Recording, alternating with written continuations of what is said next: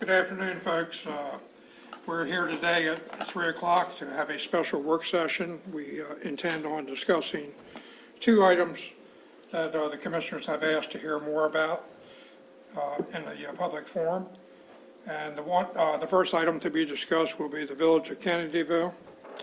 A discussion will take place about that. The second item to be discussed is an update on the proposed land use ordinance, and Mr. Mackey will be discussing that with us as well. So we'll go ahead and get started. Commissioner Fithian is on his way. He was in Annapolis this morning testifying on a bill. Commissioner Nickerson and I decided to stay back for this work session and to make sure we were here for the meeting later at 6 p.m. So I'd like to ask Mike Molds to come up, and Dan, our Director and Deputy Director of Public Works, for an update and conversation. All right, good afternoon. Dan? There were some items we put into the agenda packet for review. Just want to mention, for the benefit of both of you, with the history of this project, there was the water and wastewater system pump station study that was done. That set the tone. That was requested back in 2019 and 2020 to look at the system that we have, because it's a lot of time had passed from that first developer being involved with the project. And we recognized that a lot of the costs had increased over a period of time. So we wanted to look at updating those costs, as well as evaluate the water and wastewater needs of the village of whole Kennedyville. So there's the parcel that we've been talking about with the village at Kennedyville, but there are a couple other parcels that are also within the development area for the village, or the town, Kennedyville versus the village at Kennedyville, that are in the water and sewer plan. So when you look at your capacity or facilities, and for a pump station example, you don't want to put a pump station in and just size it for that particular development. You want to look at sizing it appropriate for what your service area is going to be, because it's a lot easier to build a new pump station, put the pumps in of the correct capacity, versus having a developer comes in 3 years later and have to do significant modifications to the pump station. And that applies to all the things that we're talking about, the storage tank, the water treatment plant, the sewer pump stations, all those kind of things. We try to look at the big plan, because that's why you've established that development area for water and sewer capacity and make room for that development to come in. So the study looked at the overall area, not just the village of Kennedyville. In addition, when the original village of Kennedyville was put in, the latter part, there was a change in the service area that added a portion of property that is adjacent to the village of Kennedyville as future development area. So that was then to be able to handle development in that area. So that's the basis for the big report. Also included at the time, we did a PowerPoint presentation, and that's also in that packet there to give you more of a snapshot of what we were talking about. So Mike, the property adjacent to the village of Kennedyville, is that the farm beyond Yes. there? Mm-hmm. And I think Commissioner Nickerson has shared that that person's not interested in Right now. Yeah. right now. right, one of the, Shelley had mentioned that to me too in talking about it. One of the things that, in my point of view, in terms of trying to recoup these kind of costs that we're going to have in terms of upgrading these facilities, it's a large development with that. If we decide to just go with Village of Kennedyville and utilize what capacity we've got left, it makes it a lot harder to develop that property in the future, because then they carry that burden of expanding the facilities through that, and potentially you get into a situation where it's too expensive to put water and sewer in, and you can't develop that property.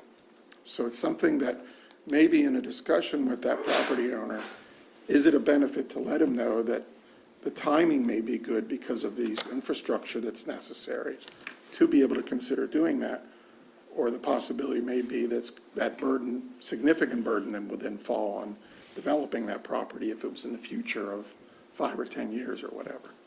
That's the question I kind of ask, because it helps us with the number of EDUs that would be potential to obtain allocation fees to help offset these improvements, these off-site improvements will help the county in terms of getting that infrastructure in place.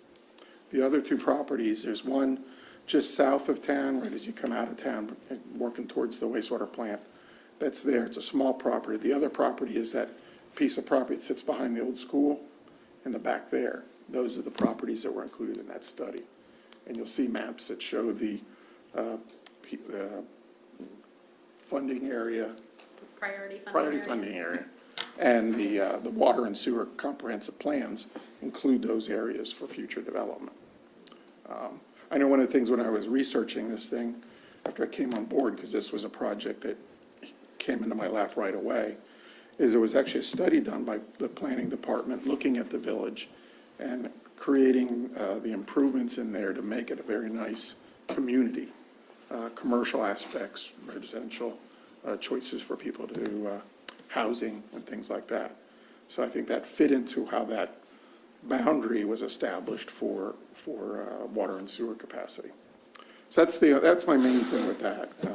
It comes down to issues and how we deal with off-site improvements and how we go with the path forward to, I'll call market the property for it to be completed, is how we making a choice that we just want to finish this development and then stand back, and that may be where we stay with the development. So I guess with the current situation there, how many allocations are available currently? we gave you a little note sheet there for the closed session. So I go through those things, give you a little, say, get it right and how you're thinking through the thing. The Village of Kennedyville Phase 2 development potential originally had 55 townhouse units. And at some point, they went and converted it to single-family lots, which is kind of the way the first phase looks. That would be 43 single-family homes. And there were also 6 commercial lots that were available. I think one of those was sold to a private buyer. I don't think it's going to be commercial anymore. But those were the potential EDUs that were available. Comparison-wise, the wastewater study had a development potential of 345 EDUs. Okay. Now, at the time, it doesn't include now that there were 3 of those EDU water treatment plant where it has to do a backwash, so you get that dumped into the sewer system. So you have that 345. So that includes the Village of Kennedyville, assuming it was a townhouse type unit, a worst case. Then you have parcel 78, which is that small parcel in the south, heading south from town, 13 EDUs. Parcel 267, which is the adjacent farm that we're talking about, it's 178 EDUs. And then I'll call it the piece behind the old school, has a potential for 92 EDUs. And that's how it all adds up. So we're talking about Kennedyville finishing up. As a minimum, they'd be looking at 43 single-family homes. But you could add that potential of 178 EDUs to the adjacent property. I think your question, though, was how much capacity is currently in the system? Well, I was Right. curious about that, but I was also curious with what he just told us as Okay. far as how it's all broken down. South of Kennedyville, and some acres over the 178 allocations for the farmland, and then the 90-some, I think you said, 92. beyond the school. Yep. So That's a total of but 283. currently, do we have any available? The available capacity, if we just, what we've got now, and not do anything more, we could handle 59 additional residential EDUs in the existing water system. And so That wasn't the plan with the PWAs that were here. The plan was that the developer, before they went to the next phase, the developer would be putting in the additional infrastructure, wells, water towers, whatever was needed, at the developer's expense, so we could have the additional capacity. Right. Now that we are stepping into the shoes of the developer, our choices are essentially, do we put in the infrastructure now at our expense with maybe some type of expectation of recouping that later, or do we get another developer in there and do another PWA, and then have the next developer put in the infrastructure that the original developer was expected to do? Is that essentially? Yeah, the caveat with that was the way that was originally construed in terms of the agreement is that the developer would put in this off-site infrastructure in lieu of paying allocation fees, so that it was conceivably cheaper for a developer to do that more efficiently than government could in putting those facilities in. So that responsibility was put on him. And remember, there was that timing of what things had to go in to do And that. the developer didn't do that, and then there was the issue, not to beat a dead horse, but typically you have bonds in place and letters of credit in place to cover all this, and They're not there. they weren't there. I mean, there was a minimal letter of credit that we used to cover some, I think, improvements with the sidewalk or something like that. I can't remember what it was. It was very minimal. Well, there was, To update the water Oh, study. that's right, or we the used that study. for the study. well, that was money that was set aside for the water treatment plant Didn't improvements. there was a letter of credit that we did act on that did some type of improvements. I seem to remember it had to do with streets or sidewalks. There was for the development, planning department had for stormwater, That was it. streets, those kind of things. But we never had a bond posted or a letter of credit posted to cover the public works improvements with respect to water and sewer. And what happened was there was a public works agreement signed way back. Well, there was a few of them, but the one in question, it did provide for some things, but it didn't provide for any deadlines or timelines, so the developer never put up anything. There's nothing we can do about that, but it's just where we are now. If we had the letter of credit or the bond, we could have just drawn on that and then put in those facilities, and we would have them.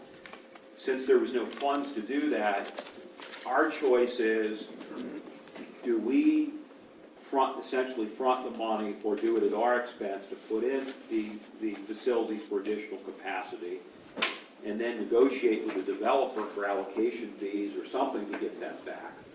Or do we essentially keep it the way it is and shop for a developer and say to the developer, here's the land, but if you take it, you are going to need to put in these facilities and then dedicate them to the county once they're completed. Which he would want to do. Right, because the developer's not going to want to maintain all the water and wastewater, once they're put in.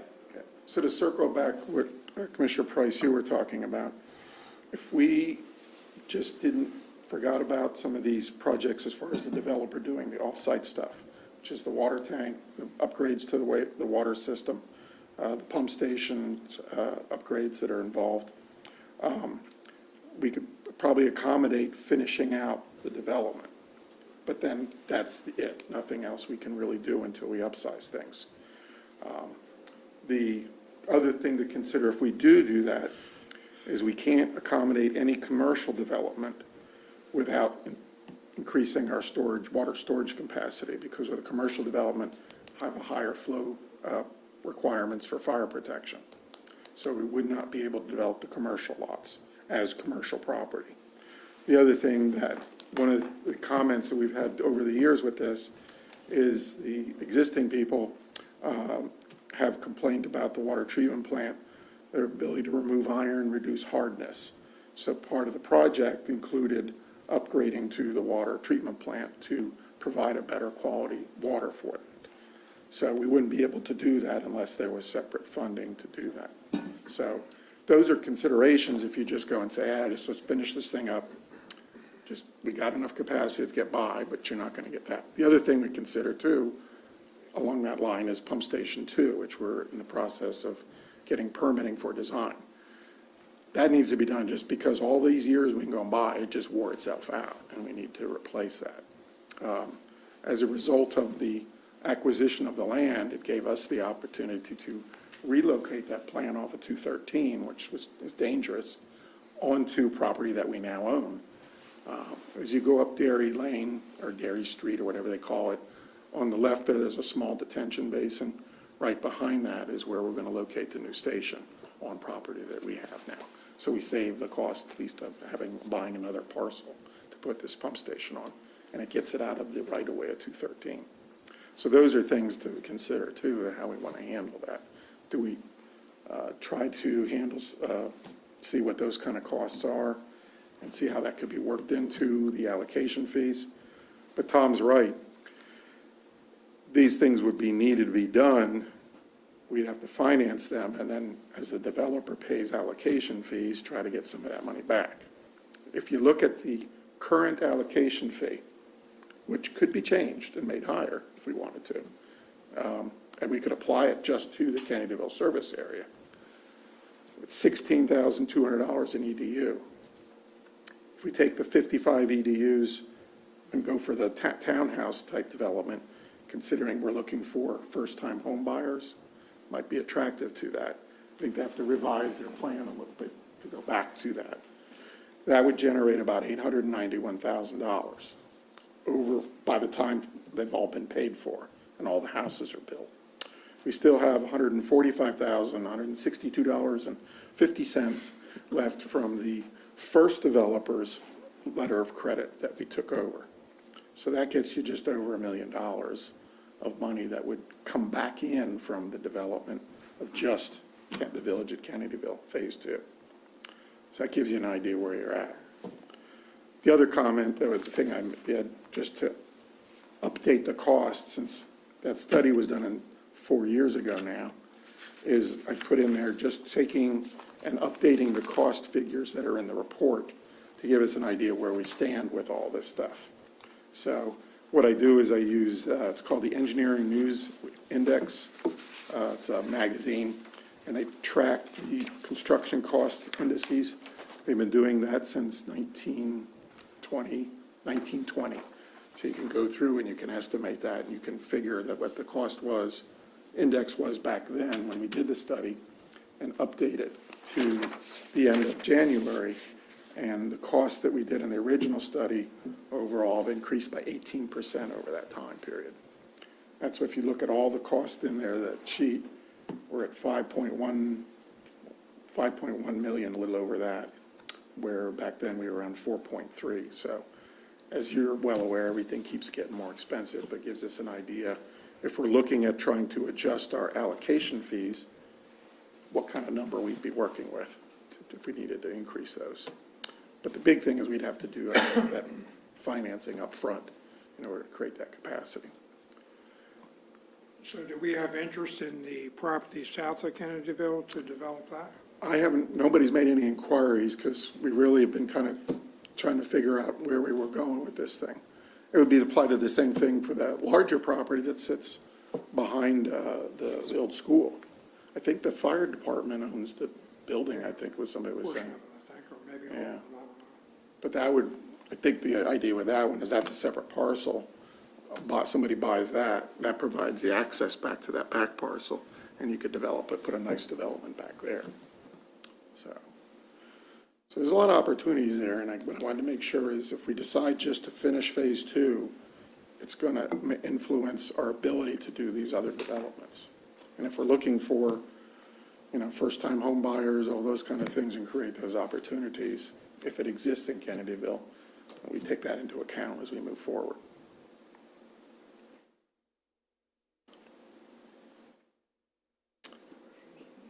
No, I don't have any questions. It's a tough nut. I know. We've been dealing with this for a while to see how we make it work. I'd maybe recommend that Jamie do brush off her piece of this pie to give us, basically the same thing that you briefed the last time, if you want, talking about the commercial. We're not here to make any decision. We're No, just- no, this is getting up to Right, speed. right. Yes. Right. I guess So- when somebody's looking at buying this property, potential developer, they have to take into account not just the cost of the land, but what the cost is gonna be to get the proper infrastructure in to finish the development. And which infrastructure we're gonna require them Right. to do. Right.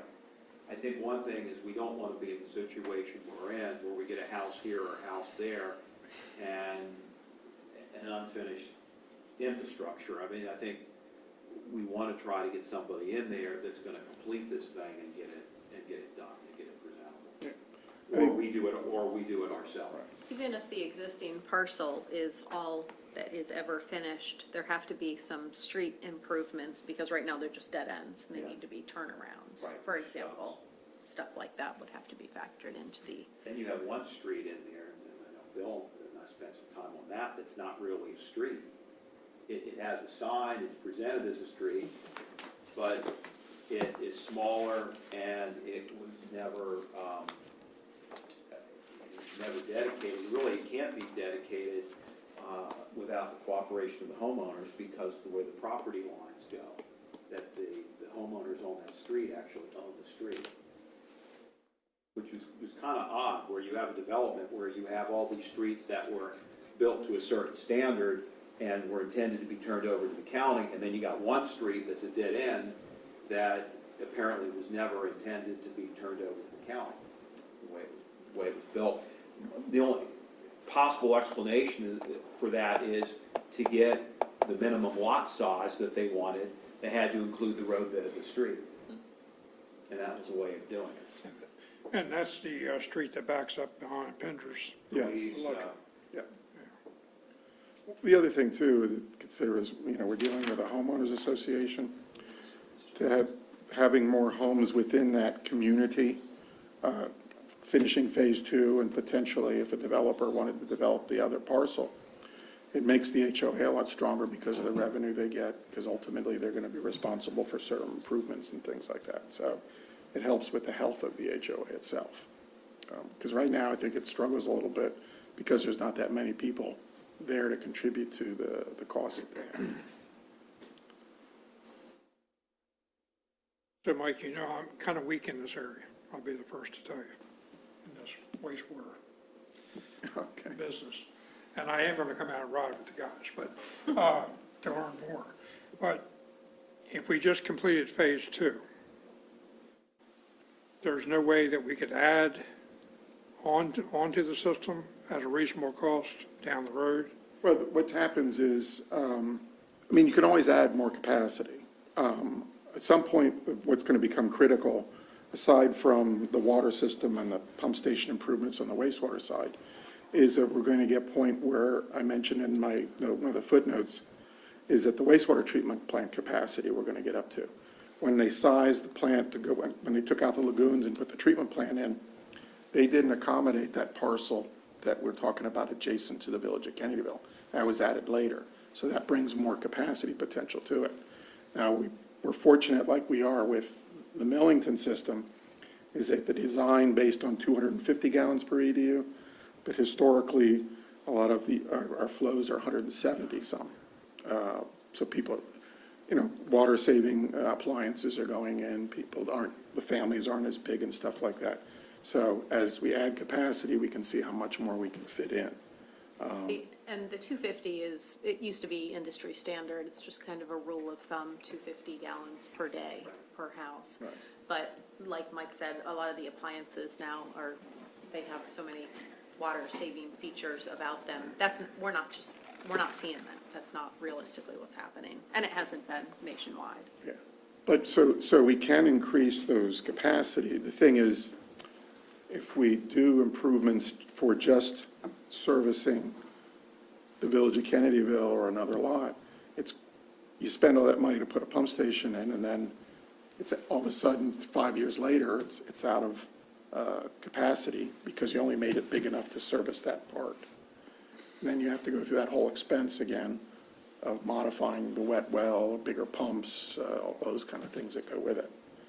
I will tell you that for the pump station 2, we are sizing it because it would just be more pumps to service that other area, if it did come to it. But that's only one little piece of the puzzle, because pump station 3's got to go to another pump station, and that pump station picks it up and takes it to the wastewater plant. So it's a lot of factors that go into this thing, and that's why you have the different pieces of the puzzle here that we've got to do. And these prices too, you'll see in the breakdown of them, because it's a planning stage, it's got like a 25% contingency on it until you get into design, and you can refine that contingency amount. That'll drop down to like 10% when you go to bids and stuff like that. So it's got allowances for construction management, construction inspection, things like that. So it's not just a construction cost. We try to look at project cost and all the things that go into it. So I think you come down to how much, there's the land itself, which we already have. That could have a price that we want to sell it to the developer for. Then there's the issue of allocations for sewer and water capacity. That could be a revenue bring in terms of that. It's just what levels of those that a developer who wants to finish the development can tolerate to make it profitable for him to build a house. Because if we're talking about, initial homes, and I think the discussion was going back and forth about is $350,000 a starter home for someone anymore at this time, what that is. And I think that's where the marketing person was coming from in terms of defining what those costs would be for the developer. Because remember, he's going to also have to put in the pipes, the electricity, the water line within the development himself. That's not there yet for that phase two. So he has that expense, putting the roads in, the stormwater. So those all expenses are part of it. The good thing is that there's already been a development plan done. He's going through that process if he follows the plan as it is. So he doesn't have that effort. He can jump into it right away. And the last thing is just trying to think in terms of attracting someone. To me, there's more potential to attract a big developer, a Pulte, that has the capital to be able to do something when you have a bigger development that they can do, as opposed to the smaller one where you just have the 55 or the 43 units that they could do. Here you're going to attract maybe smaller builders that don't have the Nothing kind wrong of with capital. smaller builders, Mike. Oh, no, I mean, Nothing wrong at all with small it's builders. the capital kind of thing. So those are all the things that are coming into play to try to figure this out. But if it comes down to, you just want to finish phase two, I think we have, and then those are the cards we were dealt. We just deal with it that way. We get the allocation fees. We try to do pump station 3 and then live with it at that point, and then whatever the future holds, somebody else would have to deal with it if they want to come in for the other properties.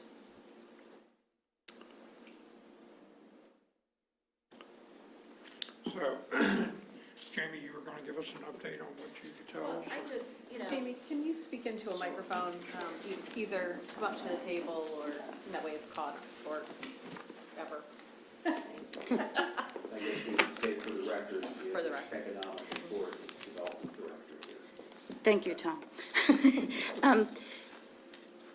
As you can see, there's lots of information in your packet. It's 179 pages. And to me, a lot of it is in a foreign language, basically, because I don't understand EDUs and alt flow and all of that stuff that, has to do with water and wastewater, obviously, and construction. But, I was given the task to market the property. I can't market the property if I don't know what the county's intention and vision is and what they want to get back, as Mike was saying. Is it that we just finish those, get the, whatever it is for the lots, plus the EDU money, or is it we want something bigger to do a bigger project? So that's what it comes down to, and there has to be a consensus as to what we want to do with this property, and how we want to move forward. And as you can see, the broker opinions of a value were different based on their evaluation of the project as well. So, and they did it differently as well, so that's another factor. But you really can't market it until we decide as a county how we want to move forward. So, I don't see a Ryan Homes or a Pulte or, any of them knocking at the door. We've had one builder that has ran the numbers and didn't come back to the table.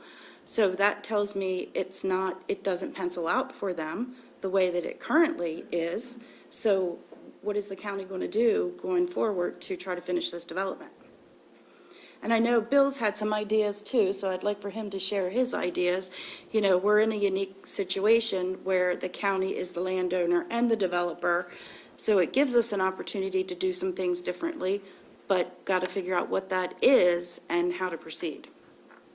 And I don't have the expertise to do this, and currently, the resources, and by resources, I mean time.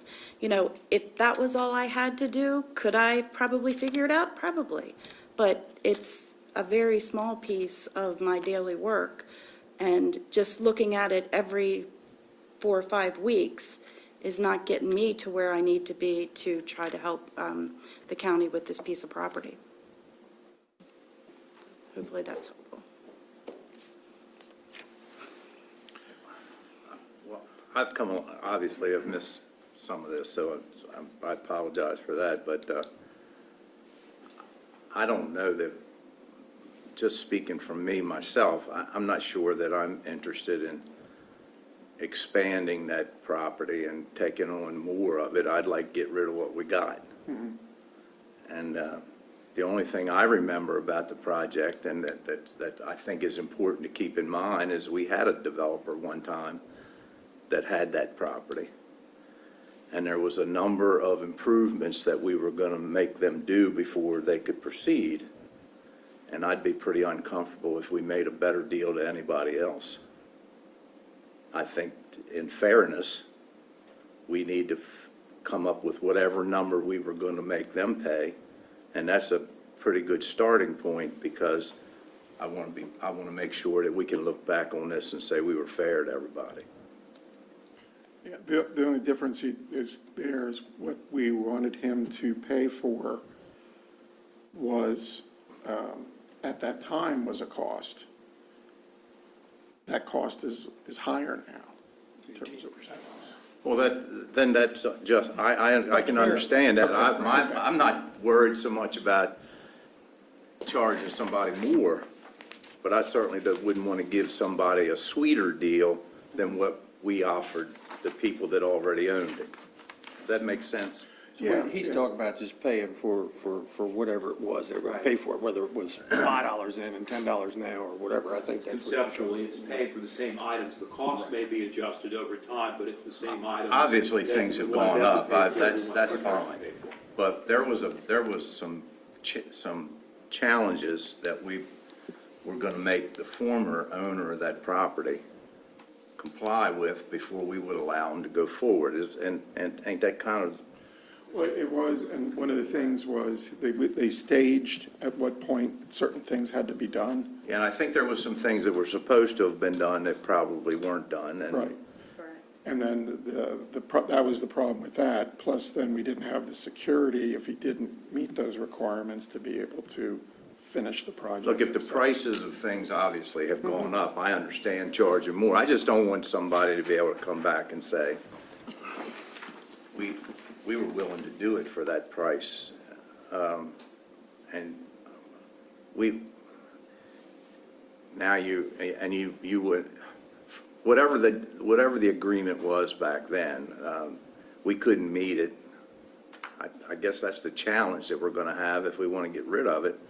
But I don't want anybody to come back and say, well, hell, if you'd give us that deal, we'd have kept it and moved forward with it. So some of the requirements that were in the second PWA, the first one being the developer that went out of business a long time ago. This one, I believe, was signed in 2013. That's the Crowfoot PWA right now. Yeah. So the one that President Fithian is currently talking about is prior to the issuance of the fourth building permit, the developer agrees to install a new well. After the issuance of the 20th building permit, developer shall provide an iron removal system, shall provide the county with a 50,000-gallon ground storage tank for potable water and related equipment, and shall refurbish the existing pump station along 213 to accommodate the subdivision's 90 additional lots. So those are some of the restrictions that were basically, they couldn't meet the conditions of this. And in addition, developer shall post a payment and bond performance in the amount of 115% of the estimated construction and other costs projected for the completion of the developer's obligations. And they never posted the bond. I think we never had typically. There wasn't a trigger for the bond to be Typically, in posted. PWA, there's a trigger, and the bond is Yeah. one of the first things that's done, usually, early on. This provided for bond, but there was never a trigger, and so bond was never posted. So a solution is, I think that we wouldn't be in the situation we were in had there been bond there.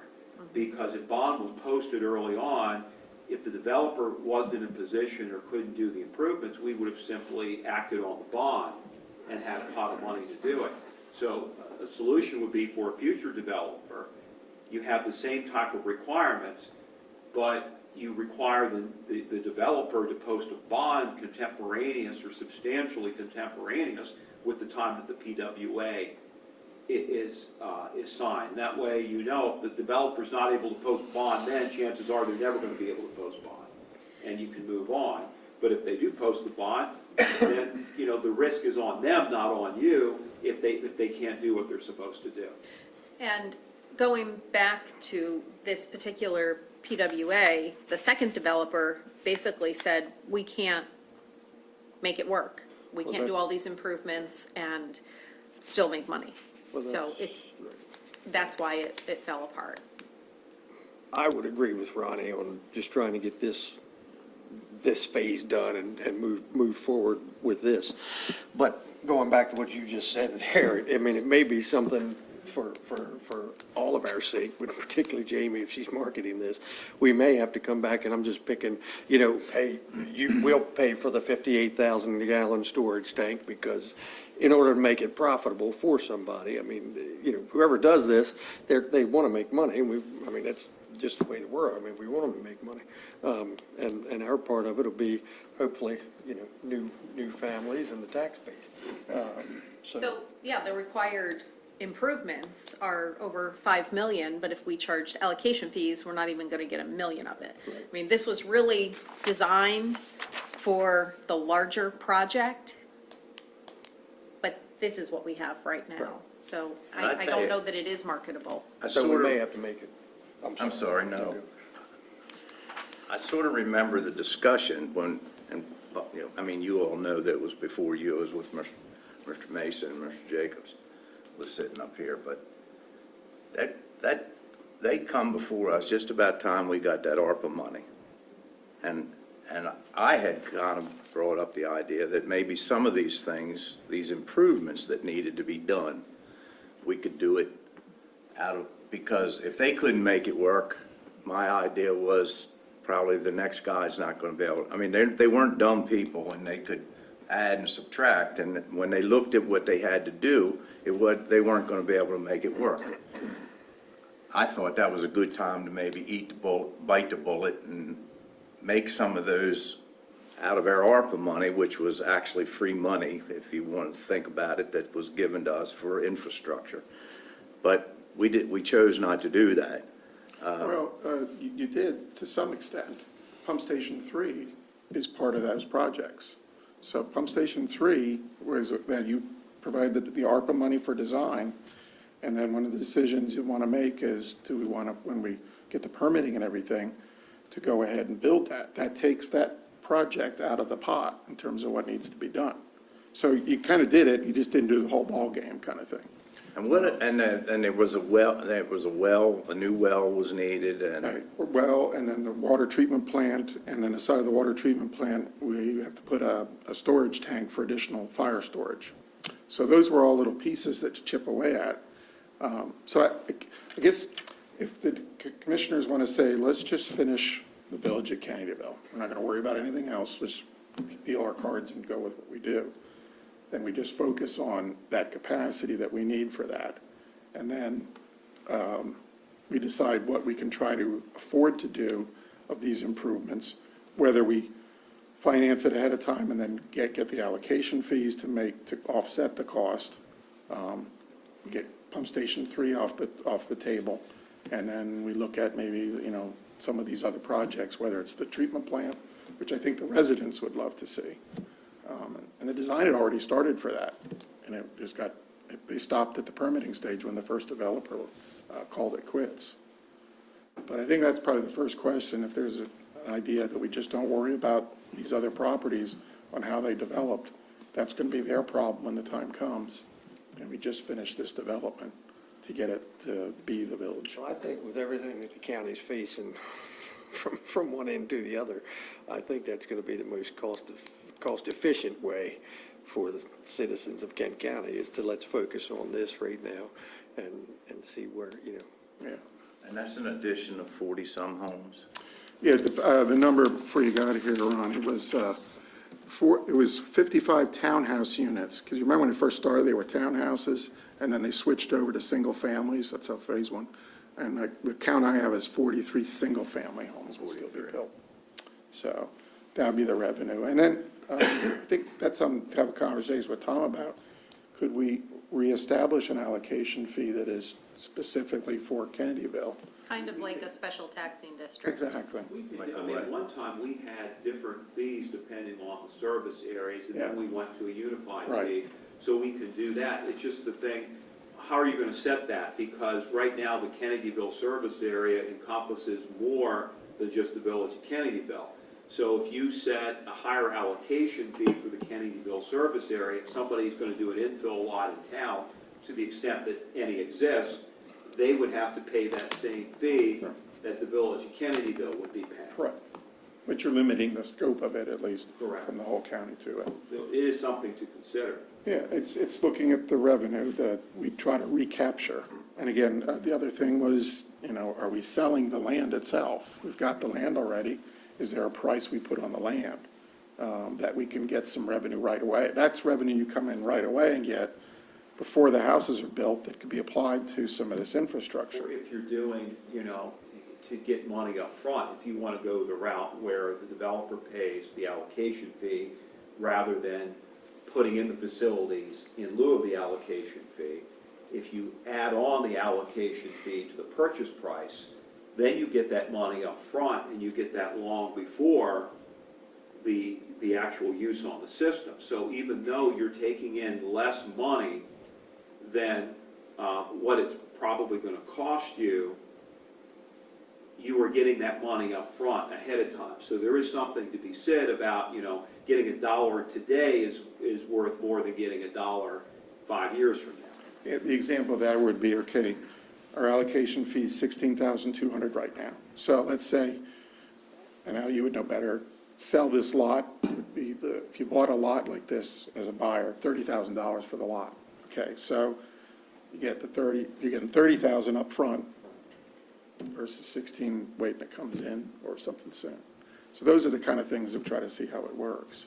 So it may be that we just got this mix of things to try to come up with it. You collect it up front, and then what makes it attractive to the developer is that price isn't going to increase because they pay for it now. If our allocation fee goes up in the future, they've already got the allocation.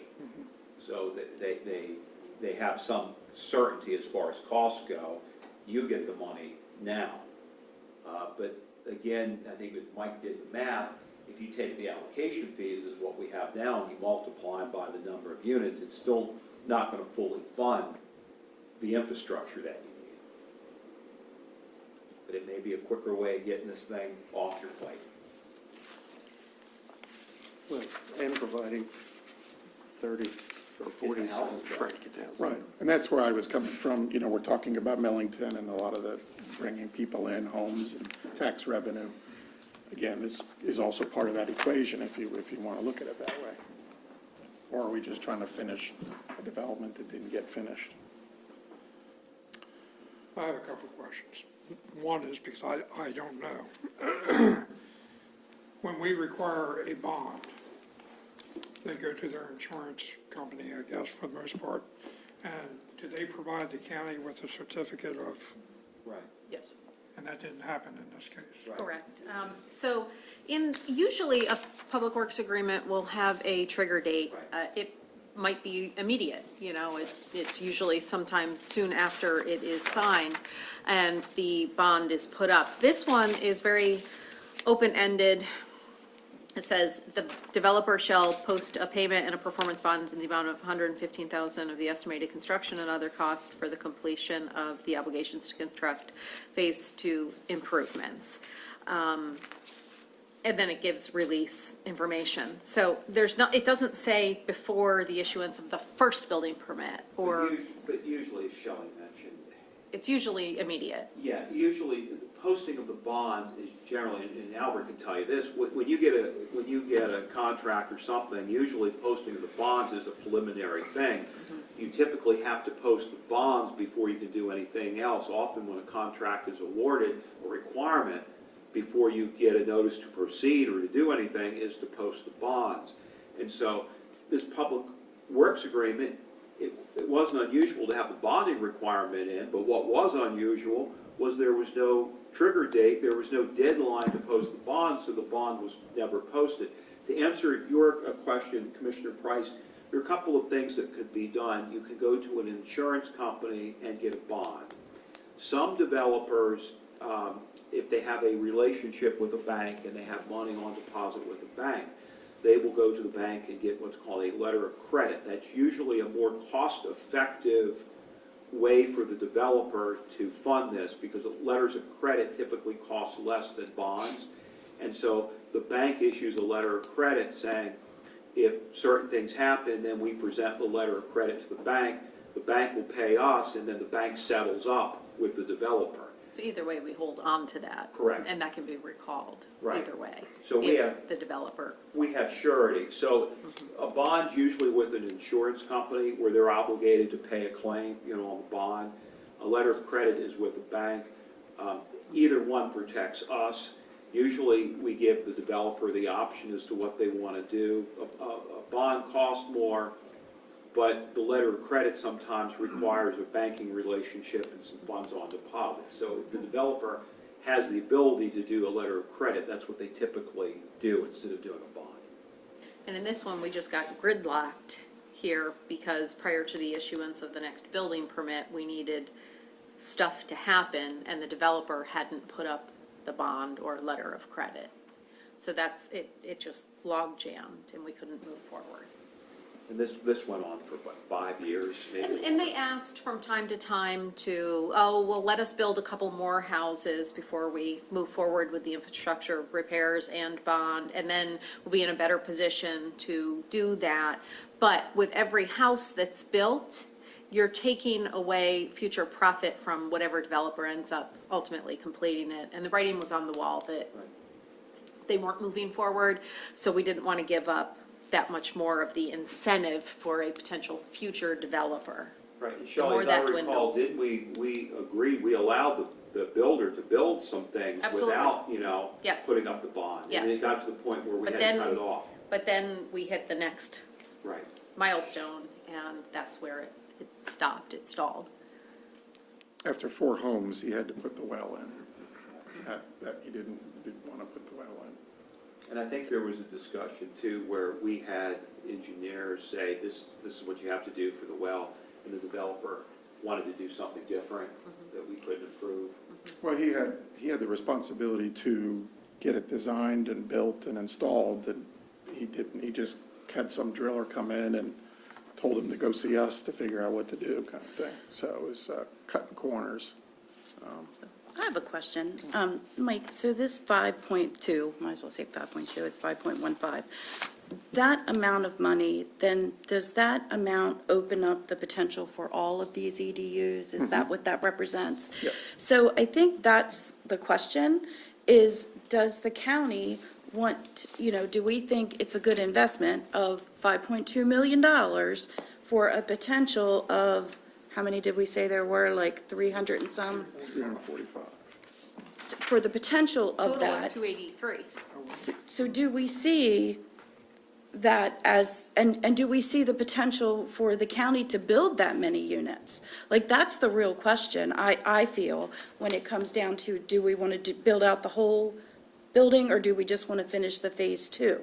Do we feel like that's a good investment of county money? And I don't want to, I feel like we're saying no, but I think that's the first question we have to answer. Well, I heard from Am I wrong? with my colleagues that they think we should just finish phase two, and that's kind of where I was leaning Okay. to begin with, because, you know, I mean, like Albert said, with everything else that we have on our plate, Right. we're biting off an awful lot. And then, so now that, if that question is answered, then the next question becomes, what upgrades are needed and necessary to finish those 43? And if I'm saying it wrong, please let me know. There's a price that we have to spend on the infrastructure to be able to do those 40-some homes. And that's what we need to know, and then I think that's how we could maybe move forward with marketing it. But, you know, the reason we don't, I'm not particular about taking on any more, because we're not in the development business. We're, you know, we got and we got a lot going on. I don't think any of us have great expertise in that area, and that's, I think it might be, look, 40-some homes in Kennedyville, that's not a drop in the bucket. That's doubling it. That's probably doubling the size of the, Put them in population-wise. indeed so. I mean, I would be tickled to death if we could put something together that we could sell 40-some homes out there. So the question would be, which infrastructure are we going to require, or are we simply going to collect allocation fees and let it go? And knowing those parameters, we can market the property, I believe. Before we talk about that, at one of our meetings, Mr. Mackey had a suggestion. Would you mind sharing that with us again? I'm kind of putting you on the spot, but That's why we're here today. you had a suggestion on how we could move this forward and actually complete this. My suggestion was to look at it from a different angle. Instead of looking at it as a way to, you know, make some revenue, look at it as a way to meet some other goals. We have some affordable housing goals that we'd like to see, and there is a possibility of, for example, issuing an RFP where we'd sell the property for $1, and the RFP basically said, we want this many units built in this time frame at this price point, and then see if we have any takers for that. So that, you know, the property costs us very little, and we're on both sides of the table. We're the regulators and the property owners, so we enjoy a lot of rights. So we can control the outcome to reach other goals. Obviously, we wouldn't make any money on this, but the idea would be we would achieve other goals in the comp plan, such as increasing affordable housing. And tax base. Right, yeah, once they're sold, yeah, that's right, they pay taxes. I think if we would sell for $1, but we would collect the allocation fees that we. Well, I had suggested that we might want to consider how much we wanted to sweeten the pot, depending on the response. I mean, we do have enough EDUs right now to complete the project, right? Yeah, again, the qualifiers along that line is, we got a pump station 2 that we need to do, and whether we fund that with what ARPA money we have left over. And there have been complaints about the treatment plant in terms of the quality of the water. That was one of the reasons why the iron system was put in. So as the development moves forward, you may get some pushback from people saying, why, and people have asked that before when the other developer was there, you know, when are you going to put the water treatment system in and get it squared away? And then also along the line, I mentioned that the commercial properties can't be developed because of the fire protection. We don't have the fire protection for it. Those commercial properties are extinguished. They don't, Did they finally go? Okay. that was developed as a single-family home. But there were 6 lots. It was only 6 EDUs in a Yeah. single property. It wasn't an extra. Okay. It was a larger parcel, but it's gone. Okay. Wasn't there a parcel across the street, something like that was part of this thing that he had? Well, I think that there were some promises made, but I don't know that it was actually a part of this development. It was Well, that makes that one easy. aspirational. So that, yeah, so that From the the beginning, tower could be 2005. held off as far as fire protection then. So, So I guess the bottom line to market this, one way or the other, what is the dollar amount that the county would have to contribute? well, that's what we'd have to do is, I could go back and I look at just finishing this development and then making recommendations like I've done with Pump Station 2 really needs to be done, because that services the village of Kennedyville. So we've got a cost for that. We're not doing if you're, at this point, don't want to do anything with the water treatment plant, then that cost is out of it. And then the well, that I want to look at again, because that was looking at capacity for the full development of it. And I want to make sure we've got capacity with the well as far as a backup. Because when you have your wells, each well has to have the full capacity, because if one goes down, you've got the other one as a backup. I think one of the things we were trying to do with the well that's there behind the fire department, that seems to still be having a good yield to it. And the idea was maybe put a third well in that we could have, that would handle the larger group and everything. If we're just going to have this development, then maybe we just replace the well on the one that we've got, so. And that's if we were to agree that all we want to do is finish out Right. what we've got, that makes your job easier, because it was always a question of, when it come, you putting numbers together, it's, are we gonna just finish what we got, or are we gonna try to get more land and make it bigger? And it doesn't sound like there's a lot of appetite for that it's basically, let's fix what we got out there and get it up. And if we sell that many, that's gonna be a big success for the county, I think, So what would happen is refine the cost that you were just asking about for just finishing this project as it is. Then we'll know what that kind of, the cost to do that, and then we can decide how much of that piece does the county take a bite of, or that we incorporate into allocation fees that we would have to get back later over time, or like we were talking about with the lot sales and things like that. And see how those numbers type work. At least we're just looking at a smaller project, let's say. I think, isn't there one more piece? I always called it the punch list, the things that didn't get done, like a mulch path and 4 streetlights and. There's a list. Well, that's phase one. Right. That, Never got done. yeah, and Alleys, I think, also.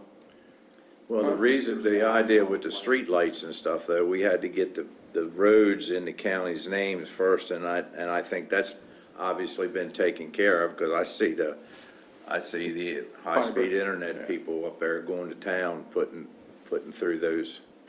that would be a choice when we went down that path with taking it over. We had in the budget, I think we had 150,000 in to be able to finish those type of projects. So it's already in the budget. No, it's not. It didn't make it in the budget. But It could be in the budget. it could be in the budget. Okay. So. It was in the budget request. Right. That's a fair statement. So, for example, the streetlights that Dan and I talked about already is contacting Delmarva Power, and then they would install the streetlights, but then we pay a tariff fee. You'd have a monthly fee, because then they would take care of it, so that would handle it, because we're not talking about too many. I think there's just 2 in phase 1. You've got Monthly fee for how long? forever, as long as you have a streetlight. There's pros and cons. Coming from Salisbury, you're paying it, and Pay me now or pay me later. yeah, and they set the fee, they work through public utility. What gets me now is that fee's based on sodium lights by switching LED. So guess who's profiting from that kind of thing? Or you could pay to put them in yourself, but then we'd have to have a meter and all that kind of stuff and do that way. And pay for getting the wiring and putting the pole up. Those are options, but characteristically, we really don't have any street lights that we take care of now. So. And you're only, what are you talking about, 4 of them or something? Well, They no- might, with the new piece, it might be more, huh? Well, no, there's the 2 in the exist phase 1, and I'm pretty sure there's 2 in phase 2. But that's going to be the developer's problem when he's doing the streets and everything like that. So we're just looking at the 2. The big ticket that we got to deal with is the stormwater pond was never converted properly from a erosion sediment control basin to a storm basin. So all that, as they built that runoff that went into the thing and settled out, needs to be excavated out. And you can see where we have all that growth in there that we're treating and things like that. So that's a project that is beyond us because we don't have the equipment to go in and mine that. The path we're going to try to do ourselves. That's that walking path around it. And we've been doing work in terms of filling in areas and other stuff that we can do with our road crew. So we've been chipping away at those kind of things, but originally, we plugged in that 150,000 for these kind of improvements that were there. I wasn't planning on putting that on the new developer, because he's focused on phase 2 and not phase 1. We inherited phase 1. So, nice thing with chipping away, we've got a good relationship now with Christina in the village. She's the head of the HOA now, so that's helped a lot. So are we at the point now where we've made a decision, I think, at least it sounds that way, that we're just gonna go with what's there? And then you go back and come up with what it's gonna cost for the infrastructure costs, or? Consensus I'm taking is that we finish the village of Kennedyville with what we've got, and then based on, I'm gonna assume we're just doing the house lots, not the townhouse thing. Or is that something that might be attractive to a builder, to go to townhouses? Maybe attractive. Maybe, I mean, they could certainly subdivide and ask, and it would increase, would increase allocations, but it sounds like we have a little extra allocation because we don't have the commercial property anymore. Well, we could do both, we could do either one. But when we're running the numbers here, after I get those kind of things, we're Right. just gonna show, here's an A and a B kind of thing. I think the most likely outcome would be 43 single-family houses. That's kind of what I was thinking too. Yeah, I was gonna say, I would think that would be it. orders. Okay. So, And it sounds like we need to go ahead and complete phase 1 also. there's stuff that we. But you don't have the money in your budget right now to do. Yeah, that we can resubmit for the new budget. They'll probably have enough left over They might. before the year's over. They might. Remember, we had some winter storms here. We had one. Okay, well, that consensus, we'll go with the consensus that we're just looking at finishing phase 2. And then that's what we'll work on. We'll refine our costs, and like I said, I want to look into that well and how we handle that. I would like to, pump station 2 is definitely what we want to do. I've asked, right now, we're waiting for the permit to come back on that. Design's pretty much done. I've asked the engineer to give me an updated estimate, cost opinion, of what it would cost. So I'll get that to see what we got to do. And that's critical because, one, it's a safety issue, and two, it services that development. And I don't think that our idea is to get rich off of this development, but I would think that there's gonna be enough money come our way to, if we have to put in a few streetlights or whatever, we're certainly gonna not have to I wouldn't wanna take money out of the general fund to have to do it when we're getting ready to sell a development, a piece of property. We certainly ought to be able to recoup enough money to cover what we have to do there for their other obligations. I don't know that we will with the water and sewer upgrades. I think we're still gonna be, Well, that's the number we gotta see, I guess, and then you divide 43 or 40-some homes into it and see what you've got wrapped up in it. And then we can decide if, whether there's, we still pay allocations or if we're forgiving the Yeah. allocations, which I'm not crazy about, but I think it'll be easier to come to a conclusion once we see what that number of Yes. infrastructure costs are. okay. Now, we can come back to you with the recommendation on just finishing the phase 2. And like I said, we'll break out too. There's the pieces that I'm looking at in phase 1 that weren't completed. I'm gonna have a separate budget for that, like I said, so that we're handling that separate from phase 2, kind of keep them apart kind of thing. And then you can see how the I pictures. think that's a good idea. The other thing is, when we asked Jamie for some information here today, it's pretty loud and clear to me that she doesn't feel that she has the expertise or the time to actually try to market this once we agree on an infrastructure going in there. I think as soon as we refine this, we get, what's the name, M3? SVN Miller, that company that we were working with. I think that's when we get them to step in and they take over the actual marketing of the project. I think that's a good idea. I think that narrowing down the details gives me a better idea as well. Yeah, Before, there was ideas everywhere, which is great, But narrowing down the details and knowing what the county wants to actually do going forward will help me. I'm not trying to take something very complicated and simplify it, but the fact that his number divided by 43 lots is going to give you an idea of what you want to get out of each lot, and then that makes your job marketing much, much easier, I would think. Well, I think, I would still advocate that we still sell it as a development, because we don't want to be in the business of putting in the roads or the other No, infrastructure. Yeah, I agree. yeah. That's sort of what I meant. Yeah. At least we got that, when Mike comes back, or Dan, or whoever comes back with that, we're gonna know what we gotta get out of it, and that's what thing's worth. We're not selling it one lot at a time. Right. It's a No. bundle of 43 lots. Right. That's right. Unless Albert wants to build I was two gonna, now or I'm three thinking of them. Jamie should do 43 of the separate lots, and house packages and the whole 9 yards. Sell it as an order. How big are those? Would you like granite or quartz countertops? What is the size, They get high-speed internet out there. what is the size of those lots? Roughly, They're not big. No. half acre, They're like a third of an acre, aren't they? Yeah, they're smaller lots. I don't know off the top of my head, but Yeah, let me they're see if I sort of can pull one standard up. subdivision size. Yeah, I don't know if Quarter it's- acre, I just clicked on one, quarter acre. Quarter. Yeah. Let me click on another random Quarter one. acre, okay. Carla says quarter acre. Because wasn't there some area where you had some lots backed up with each other, like in an alley in between? I remember there were some alleys on that. Well, the original design was having rear loading garages. That's right, yeah. That was it, and that, I don't square know, footage. I'm not crazy about those. Most people don't like you mean those, of they the have those, and they houses? still park on the street No, in it front of would their house. be dependent on the They setbacks. do. Well, you're just using up land with more pavement, and I have to do the stormwater, and then they fight about who's fixing it, because they gotta go down the And I'll side come street, around the and the neighbors in development the way. just to see. But I'm consistently seeing quarters. And there is a little open Probably space in the 1,800. middle of it. Yeah. There is a little open space in the middle of phase 2, like a little circle. Yeah, like It's supposed to be like a parking lot too, I think, for storage. The folks, the people who live there had said that. I don't know exactly what. yeah, I don't remember. I don't know if that's. They told you and I that. Right, Yeah. right, but I don't, That- that was the first time I'd ever heard that, but I'm it gonna has a say- long history.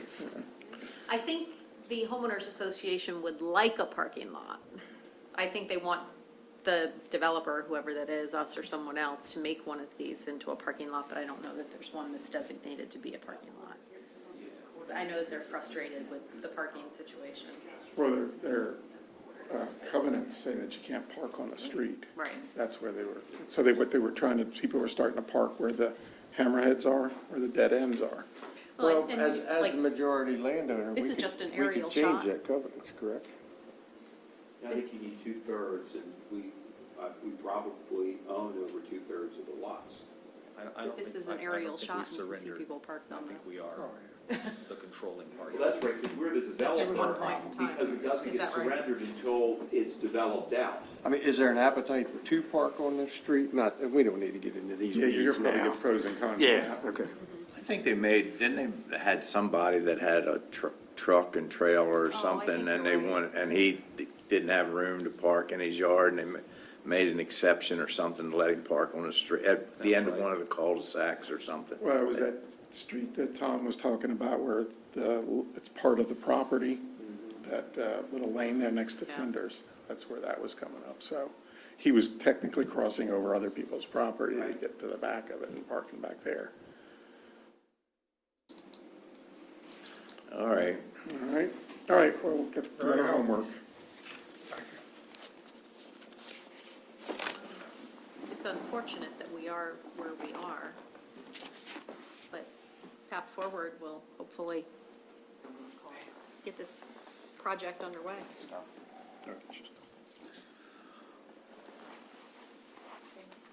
Thank you, Mike. Thank you. Dan, are you heading out for now? I was planning on Okay, listening. no.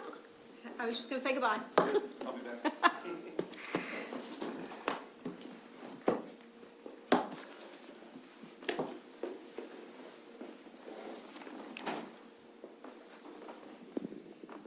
So my first question for Bill and Carla is how are you going to take a 378-page document and share it all in 2 hours, or less than 2 hours.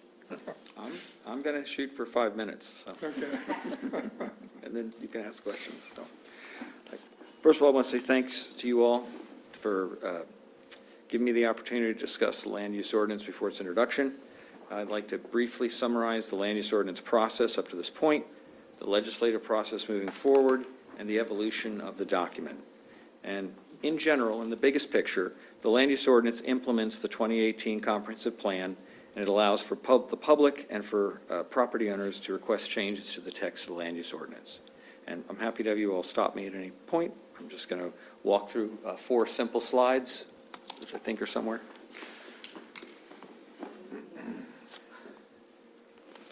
Part of my intention is that we can refer people to this presentation when they have questions about the land use ordinance.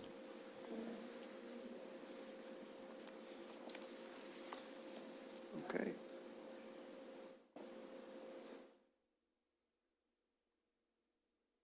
Very nicely done. Thank you. So we just touched on it implements the 2018 comp plan. The document also incorporates 3 years of public discussions. And I wanted to note that the public outreach by the county has been significant.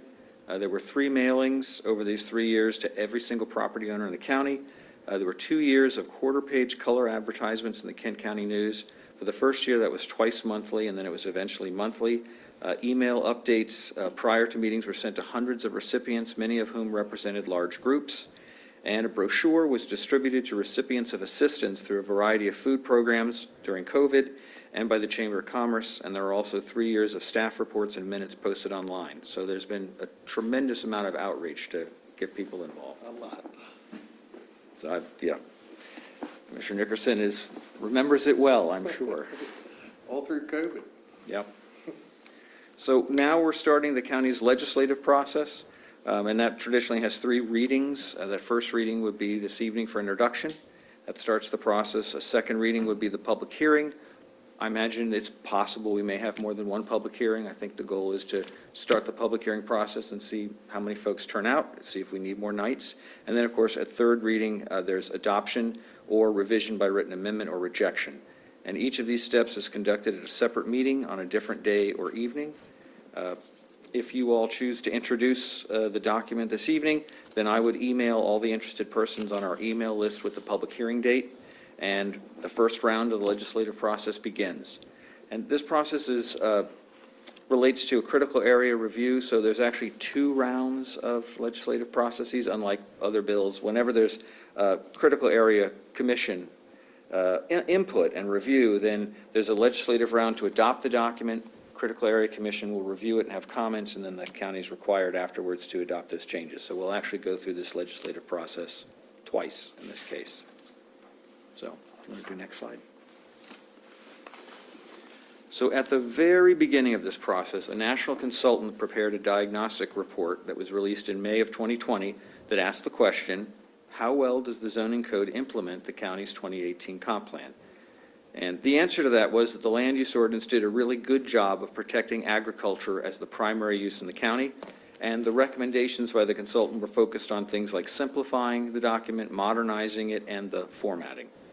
So the diagnostic report recommended combining duplicative zoning districts. I thought I'd say that without a problem, but. Mistake. Uh-huh. You have a big mistake. Okay. And Carla's going to correct my mistake in my presentation and talk about the combination of the 3 districts. So, the diagnostic report, like you said, recommended combining some districts. So as a result, the rural residential district has been combined with the community residential district, and we'll just have the community residential district. Crossroads Commercial District would be combined with the commercial district and be known as commercial, and then the industrial categories are going to be combined into employment center, and there'll be an employment center district and an employment center critical area. Thank you. I got almost all of it right. You did. I was relying on the diagnostic report, and we did change districts. Thank you. So, along with combining the industrial and the employment center districts, there are going to be 2 mixed-use development zoning districts, the mixed-use development district and the mixed-use development critical area district. And those are being added to support growth areas around the Route 301 and 291 interchange, which is one of the comp plan's highest priority goals. So across the entire code, the various required reviews and processes have been streamlined for them to be more easy to understand and to simplify the format. And the prior format, the zoning code that we currently have, basically has a zoning code in miniature for each zoning district. And the consultant recommended, and we've worked quite a bit, to reorganize all of those and create a single narrative, which reduced the total number of words by 46%. And the primary goal was to say it once, if possible. So that's where we are. I wanted to mention, just as an aside, our land use ordinance is what's called a unified development code. So that combines regulations from zoning, subdivision, design guidelines, forest conservation, the critical area, erosion, sediment control, stormwater management, and the floodplain. Often those are all separate ordinances. They've all been combined, and because of this combination of state and local regulations, it has made the document very complex. And it took quite a long time to walk through all of the different model ordinances, reach out to various state and local agencies. For example, we got input from Kent Soil and Water Conservation District, a couple of different divisions from the Maryland Department of the Environment, and of course the Maryland Critical Area Commission. Next slide. So during this process, over the course of the first 2 years, the task force discussed and made recommendations on 46 specific text changes, during which the task force encountered several controversial issues. So you wanted me to highlight that. I think number one controversial issue was the 10% rule. Yeah. Right, putting it lightly. And I think the other major one was setbacks related to animal uses. Those were the most discussed and had the most concerns.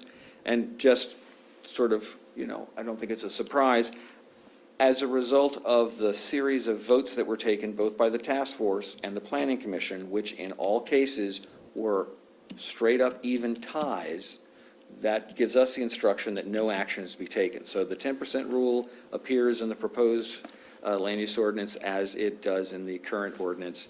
I think the only change was there's a policy that the department has been enforcing since the day the 10% rule was adopted, that subdivisions created before a certain date are exempt from the 10% rule if they're just moving lot lines around and not creating new parcels in any way. And that's been placed in the ordinance so people are aware of that policy. I think a lot of people weren't aware of it, so now we're just putting into writing what has always been done.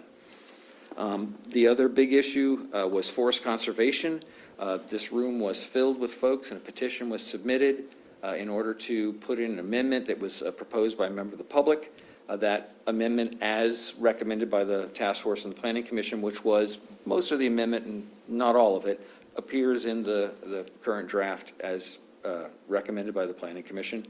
However, the state adopted a brand-new Forest Conservation Act that's going to probably revise everything from scratch. So our plan is, as we're moving through this process, at some point, DNR will release or promulgate regulations, and we'll know how the state wants it to be handled. So we will craft, or Carla will craft, an amendment that you can formally receive that will change the forest conservation chapter in our code to match whatever the state is going to implement for the new approach. Well, what was the issue that drew such a crowd?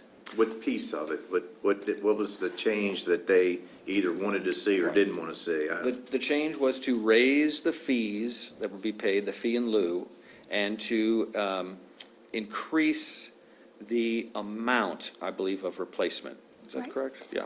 And what was not included was there were some thresholds in the different zoning districts that were not adopted. You mean if you were going to build a home and you cleared off a lot or something, what you had to put back? Right, well, so outside of the critical area, the Forest Conservation Act applies to subdivisions and site plans pretty much, kind of larger projects. And the regulations contain a provision that if you meet a certain threshold of existing forest, then you can use some of that existing forest as a credit towards what you might have to replace for what you clear. And so a lot of times, actually, very little mitigation was required in Kent County for clearing because people generally had enough forest to cover that formula. And more often, we would require mitigation when you didn't even meet the conservation threshold. The new state law is going to maintain those same conservation thresholds, but if you do any clearing, it's my understanding that it's going to be sort of a one-to-one replacement. So if you clear anything, you have to replace it even if you have existing forest on site. They're not going to allow you to use that as your. Right. And my understanding is that, oh, sorry. I was just out of curiosity, realistically speaking, what happens if it's a primarily forested parcel? I think we're still waiting to see how some of that model ordinance and those regulations all come out, so, Okay. yeah. And my understanding, the way the state bill was explained, was the goal is no net loss. And so previously, the experience was that the state law that everyone was enforcing didn't do that. So they really kind of upped the ante with the goal of really doing that, so. And then I think the last point I want to talk about, the task force talked about wedding venues and also removing enclaves from AZD. At the time the task force reviewed those, they weren't controversial items, but we expect that they may become controversial moving ahead. Wedding venues are often controversial in other jurisdictions, and enclaves may affect property value in ACD, so that we might see some folks show up for that, we're not sure, so. So after the task force concluded its review and recommendations, this body requested that the Planning Commission review the task force recommendations and make recommendations back to you all, which the Planning Commission did. They provided a 25-page letter of recommendations to you in March of 2023. Staff was then directed to incorporate all those recommendations into the land use ordinance, and on August 1st, this body sent a revised document back to the Planning Commission and the Agricultural Advisory Commission for their recommendations. And the Planning Commission reviewed that document at its September, October, November, and December meetings. The Agricultural Advisory Commission reviewed it at its September and October meetings, and they forwarded their recommendations to the Planning Commission, and then the Planning Commission incorporated their recommendations and AAC's recommendations during their November and December meetings, and that produced the document that you all received last week on January 30th. Bill, could I interrupt you for just a minute? Sure. Look, this whole process, I mean, you and Carl have spent an enormous amount of time, and I know you'll be the happiest two people in the world when this thing is put to sleep one way or the other. And all the people that's participated in it, what did the people that we paid $250,000 for do? From my point of view, they did three important things. Okay. One is they held our code up to sort of what does it look like compared nationally to all the other codes. They highlighted issues where we sort of don't match common practice. They provided the graphics that you see and a lot of good advice about reorganization. They created the matrices that you see so that our code is reorganized in a way where there's lists and matrices that you can run down and see what's permitted and what's not permitted in different places. I mean, right now, our current code is sort of a narrative. The story starts and it goes on for 500 pages. And but believe me, I wasn't insinuating that Oh, they yeah, didn't no, do it's a good anything. question. But I saw Yeah. what you all done. I attended some of the meetings, sat through a few of them, as much as I could stand, but I was here, and I know the time and that it's probably just drove you all crazy going through this thing. It's been a long, drawn-out affair, and, but I've never seen them, and I've never seen anything that Right. this is what they done or that done, so you're saying that you've been in contact with them a lot. You and them review these things together, I guess? Yes, and they made online presentations on the TV at the task force meetings. So- Okay. And they provided, the first 2 years was their document. And then Okay. the final one is us reworking that document to. Just add other asking things. because I didn't know, Yeah, that's all. that's a No, very good I'm not question. indicating anything. And the diagnostic report, I think I would reiterate, I mean, that was sort of a, specific to them, intellectual property, I guess, might be a good way to think of it. But it turned out to be a very valuable tool because it really kind of allowed us to show the strengths and weaknesses in our comprehensive plan as compared to our land use ordinance and know where we should make some changes and things that we should fix. And I think for having that to start from has resulted in a really good document. Good. Thank you. So I believe the last time I was here, I went over the changes that the Planning Commission final version included. I'm going to pass over that and not include those again. And then if we move to the last slide, I will talk about the current document that's about to hopefully be introduced tonight. That's your decision. That document, I think the three different things that are really noticeable and are part of the discussion we've been having is that there's those two new zoning districts, and it's the mixed-use development district and the mixed-use development critical area district. And those are what I call process-oriented zoning districts. So they're similar to PUDs or planned unit development districts in other jurisdictions.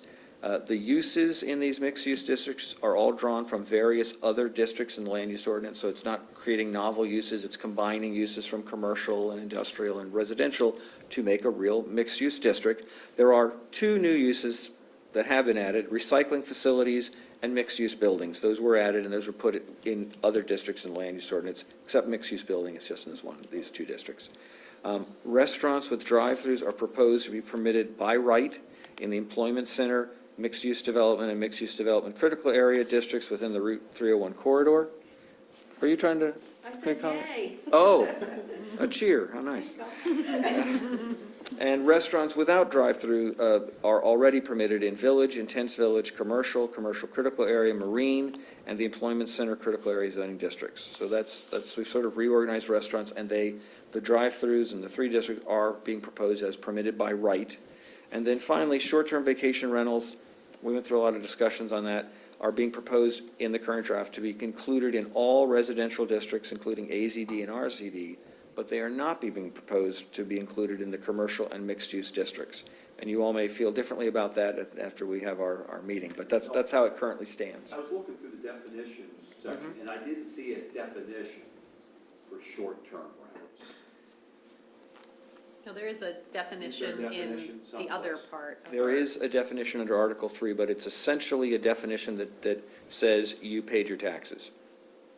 Okay, because just one of the things that comes to mind, because short-term rentals are a hot topic, what makes you a short-term rental? Usually if it's less than 30 days? Less than 4 months, and it is in the land Is that in there? It's, I don't know if it's in the land use ordinance, but it's in our code. It's in the land. It's in there as well? Is- Yeah, Okay. right. 'Cause I just took a glance at the definition section, didn't see it, but that's like say it's somewhere else in the And the idea 397 is pages. that they are a permitted use without needing any kind of other additional special conditions or requirements other than that you're paying your lodging tax. And the language basically mirrors the code that the finance department has about paying your taxes. And I'll double check, Tom, just to make sure it's really there and didn't disappear from a cut and paste. And then, as I started out at the very beginning, following the three-step legislative cycle, Critical Area Commission will review the entire land use ordinance.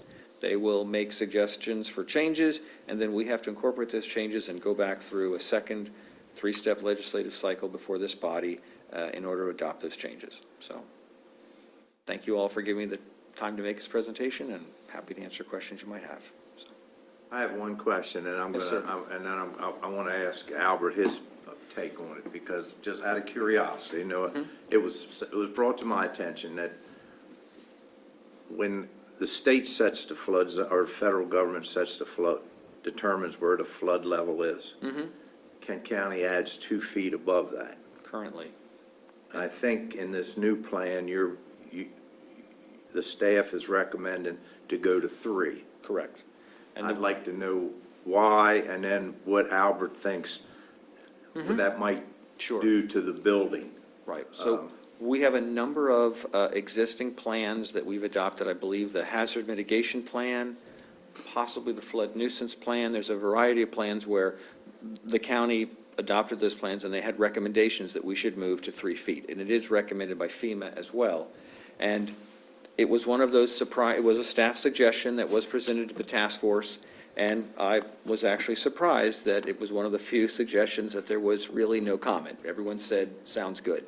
So and we moved on. So there wasn't a lot of pushback at the time about that, and we were sort of relying on sort of recommended best practice at the time. So I know that it affects construction cost, but essentially, I had someone, I think maybe a FEMA official describe it as, it's sort of like an extra, row of block, right? I mean, a block is 8 inches plus the, mortar and all, and then you put the sill on. So it isn't a terribly big difference, but I know we have an expert in the room. Well, I don't know whether I'm an expert or not, but it is, I mean, it will require additional costs, no doubt about it.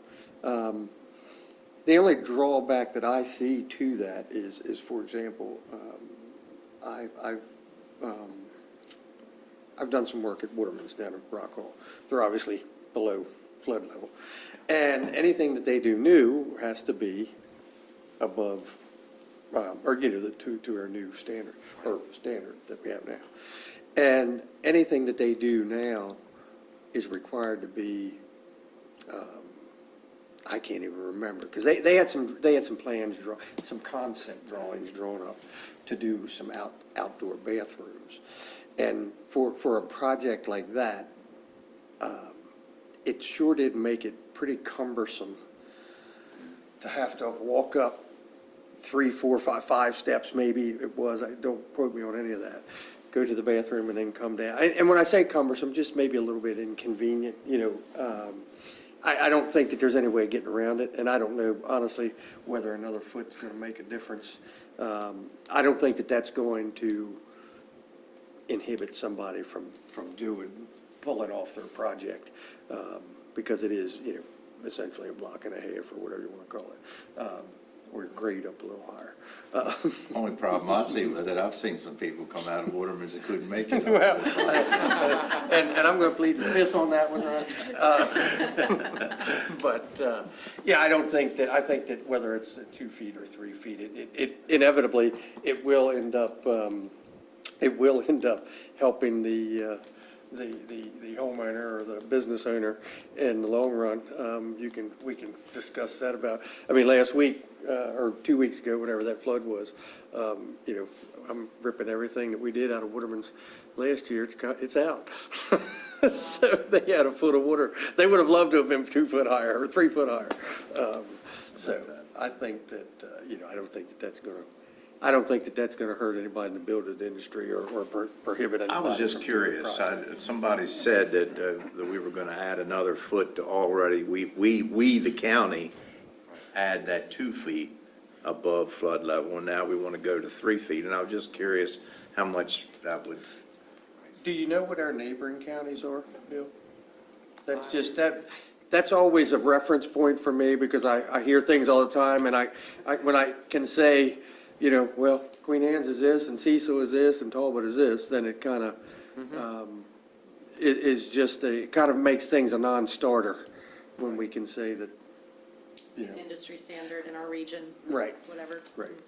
And to give some scale, now this is not land area necessarily, but for homes that are located in the floodplain, it's about 10% of county houses. So there may be much more land area, but it isn't a overwhelming number in that sense. So. You mean of areas that could be built on that fall within that Right. floodplain? Well, the number of actual houses built in the county. Currently. I got Currently you. in that, Yeah. so what? In what's floodplain, that? it's about, And I I think it's tell you, 800. 800 floodplain Isabel file made policies. most of them address their issues. Yeah. So, okay.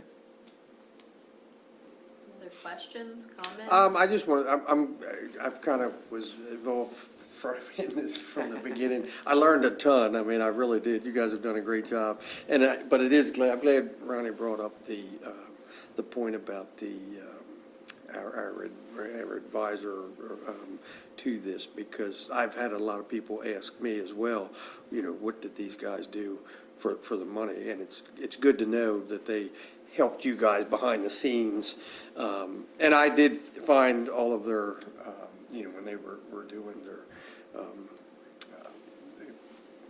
on the TV here, the information that they had was helpful and very insightful. So I'm glad that they helped. Tremendously. Yes. And if it helps to know, I thought they were very fair to us because of COVID. You know, they weren't able to visit and there were less things they could do. So we actually ended the contract with $60,000 that we didn't spend, so. And one other thing I guess I do want to say is, from the very beginning of all this, one of the major complaints, I think, from people that come into your office and want a permit is, what can we do and what we can't do? And I think that if we can really, and with that list, I think it's hopefully going to help you guys, plus help a prospective buyer or a prospective seller say, this is how I can market my property, or this is what I can do on the property. And hopefully there's going to be gray areas, I'm assuming, in everything, right? But the more we can keep out of that gray area, I think the better it'll be for That everybody. was a big benefit of the reorganization in that we created the Article 3, which is the uses. And while it was, trust me, it was a big lift. I color-coded every district and then did a cut and paste to put it all together. But it really helped us to eliminate a lot of the really minor inconsistencies between districts, where I think at one point we had like agriculture, and there might have only been 1 or 2 words different, but there were 4 different versions of it. And now we're, I think, down to 1, maybe 2, because there are a couple of weird little things you have to do with the critical area. So that was a tremendous benefit of kind of really going through, and I think we've made it much more consistent. I was going to say something along the same lines. Our current land use ordinance, they did it purposefully because they were trying to make it easy for everybody. So you flip to the district and all the information you need is right there. But it ended up being cumbersome, and every single time we had a zoning text amendment, we were changing a very simple thing in 5 different sections. And even reading through those zoning text amendments, as President Fithian jokes when he reads through one, takes a deep breath and goes to the next paragraph and takes a deep breath. Hopefully we're going to avoid some of that, just being Yeah, a and little then bit we more had some concise. where we thought we caught everything. And then there was something in another section that we missed, and then we had to go back and do Do another another zoning. zoning text amendment. Clean it up, Yep. yeah. And the critical area is another one of those really Well, big if we don't changes. do any zoning text amendments for 10 years, then we're okay. One other little question that was raised to me one time, and I said, I'm gonna ask that question when the time's right. In Kent County, you're allowed to have, I think it allows for a car dealership someplace, Auto sales, yes. Mhm. auto sale, but it limits you to 10 cars. Is that right? May That- depend on the zoning district. And that may be current. I think I know what you're talking about. 'Cause Well, I don't know what I'm talking about. there's a use During the permit. pandemic, it was hard to get more There- than 10 cars. I was confronted with a guy that said, I actually was thinking about doing a used car lot. Yep. And he's already got a place of business. Yep. And and he's got plenty of room to do it. But he said, then they told me, and he's probably got 20 cars sitting around his garage right now, but he said, if I did this this used car lot, I'm limited to 10 vehicles. And that's a very specific situation. Right, I think he was limited by a previous site plan based on the amount of cars that he had to park for the garage use versus how much he could sell. So there was a limit about how many cars he could sell because the property was pretty small, and And he wanted to be able to use an older use permit without having to go through any site plan review process. right, so the use itself is automobiles, sales, service, and rental. That's the use. So if you had a big enough property, you could sell more cars. I think it's just a pretty restricted site. Okay, it was explained to me that if you had a used car lot, you could only put 10 cars on it. And he said, In that case. He said, I don't know how that would affect me, but he didn't do it anyhow, but Right. he's got a business going there, and he's got a lot, that's the car dealership the garage coming into Rock Hall on the left-hand side, and it's a lot, he's got a lot of, every time I go by there, I think, it's a good thing they don't hold you 10 cars here, because he's got probably 20 or 30 or something sitting around, that people are working on, coming and going and Sure. whatever. But anyhow, that's what he mentioned that to me, and I said, well, Tom's right, I'll ask that question. That had to do with wanting to be under an existing use permit. And So in not, other words, he could have done a new permit and maybe done more? You'd still have to prove that the cars would fit on the site. right, I think, I mean, that's the issue. yeah. He got a pretty good piece of property there, though, I'm not sure. Anyhow, They have to be paved spaces. huh? They have to be paved spaces. Paved? Paved, right, yeah, so. I think he would have had to do a fair bit of improvements, I would imagine. I think he did. Well, I don't think any of the land he was going to use is paved, so maybe that was the deterrent. Thank you. If I can add just one thing, we worked really especially hard on the sign code. So, you know, the Supreme Court said you have to have content-neutral sign code. And we did multiple rounds to try to get it to be the most content-neutral sign code there is, so.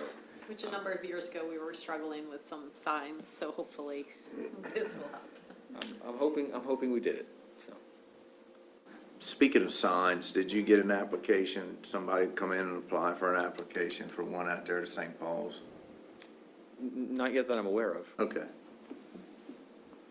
Remember I called you Yeah, about yeah, that, yeah. and I I mean- relayed that message Right. to them, and they said, thank you, and I didn't know whether they ever Yeah. went forward with it or not. But it certainly fit within what they wanted to do. You, I think, said you allowed like a 4x8 or 3x6 or something, but anyhow, what they wanted to put was smaller, and I figured it would work. So anyhow, thank you. Thank you. Any other questions? No, sure. Just one. Okay. Where's that $60,000 that you said? Back into the general fund. And that was last year, wasn't it, FY '23? Yeah. Or was it '22?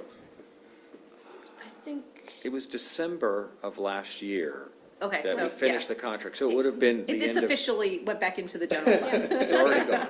So you're saying that question. that $250,000 customer I was talking about, or contractor, is down to $190 is what it costs us? It was 210, if I recall correctly, Okay, so, yeah. huh. Very good. Thank you. Thank For you. what you do. Thanks for having us. Very well. Thank you. See you later. See you later, yeah. Do it all again at 6. You read the whole thing this time? The whole code? Yeah. You know, our I day didn't know what started a I really didn't know long what I time did. ago. I'm not sure I'm Now, up for that. Bill, when that brought up a question for me, when we have our public hearing, how much detail do you go into as far as presenting it? None? I mean, and, Well, my goal had been, is part of the reason I tried to make a formal presentation was I can direct people to this video if they have questions. And we certainly have, you know, summary reports, et cetera, but I'm happy to talk at whatever level you all want me to talk at. Or I can talk about the big picture, I can talk about just the changes from planning commission to the filing one, I can give an overview. I mean, let me know what you would like to do. I mean, I can do 5 minutes, I can do 50, I mean, I don't want to do 50, but, you know, I mean, I can talk about this all day, so. I like the 5-minute version. Okay. And I think if the plan is available for the public. Oh, yes, So it's been ahead of available for time- a Right, while. right, so ahead of time, before the public hearing, if somebody had a specific question or concern about a specific part of the ordinance, we could address that at the public hearing. If people wanted a summary, I would direct them to the planning commission's agenda, if I could, because there is, when the planning commission reviewed it, there were a series of summary documents that walked through. There was a quick summary, 1 page, and then there was a 3-page summary prepared by AI that walked through each chapter and told you what the highlights were. So certainly, if people are would curious- that be worth tonight when we introduce this thing, and I assume we are, that we give out that information so people Can just find it online? Sure. make, we could probably move it over to the rezoning webpage. That sounds good. Yep, we put it on the comp zone page. It's great. Announce where it is so people know. so that's what I was thinking, maybe we want them to know where they can go and take a look at the changes That sounds great. So when whoever makes the motion, could ask you to announce that? Sure. Maybe, I guess, maybe that's the easiest way. We can get that summary up, yep, Okay. summary up in an hour. You or Carl want, probably you come in and, Well, I mean, we can get it onto the webpage. They're gonna do it tonight, for get it your on the webpage meeting tonight. Yeah. so maybe When it's if announced. John makes a motion to introduce this thing, he could also add, if one of the staff would help write it up, Sure. where the information can be found. I think that would be worth doing. Absolutely. Okay. It's our portal page. Yeah. It's our website Right. CompZone. Yeah. Can you, So it's as simple as Come up telling here. people that it's on our webs. on the- absolutely, can one of you come up here and demonstrate how to get there from the internet? Is that? And just talk through it out loud, because that way it's recorded forever. Do I have to do it from the laptop? Well, no, because it's not connected to this system. The laptop's not connected to the internet? It's not connected to the Teams through the meeting. So, You should just be able to go add a new tab up there, right? I mean, yeah, I can, yeah, it's We right can- there. We can put it on the laptop for you. could I just go to Kent County Government? I should. I think all we're looking for is just some language or some wordage that can be interjected in his, Yeah. And then go under government, on the motion. Just add something to the motion. comprehensive rezoning, should be its own little tab. There you See how go. easy that is? Okay. You can just go to government, comprehensive rezoning. And I think So it's it can be actually- found on the Kent County website. Correct. Yeah. Yep, you go to And we Just will government, that simple. Go do that right Yeah. now. Update the page so that's all there. and it's all there. Then Right on the portal. even he doesn't have, John doesn't have to put it into motion. I can even announce that Correct. when we're all done, if it's introduced, that you can find these changes on our Kent County website. Yeah, we can do that. Very good. Thank you. Thank you. Thank you.